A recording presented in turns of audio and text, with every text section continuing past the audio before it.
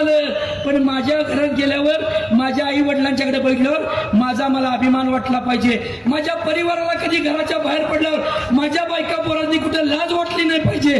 कोण मला गद्दार म्हटला नाही पाहिजे. हे माझ्या आयुष्यात मी पाळायचं ठरवलंय. म्हणून तर मी महाविकास आघाडीचा पाठिंबा मागितला. त्या लोकांनी दिला.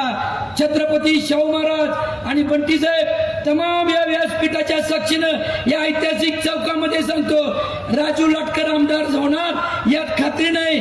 पण मी जर महाविकास आघाडीच्या सोडून जर अन्य कुठे बाजूला गेलो हे जाणार नाही. हे मी माझा परिवार तुम्हाला या सर्व जनसागराच्या साक्षीनं आज जाहीर वचन देतो आणि त्याची चूक आयुष्यात घडणार नाही हे मी तुम्हाला आज जाहीर वचन देतो. हे आमचा परिवार असला कधी निर्णय करत नाही. एक वेळ आत्महत्या करीन पण असला निर्णय कधी घेणार नाही.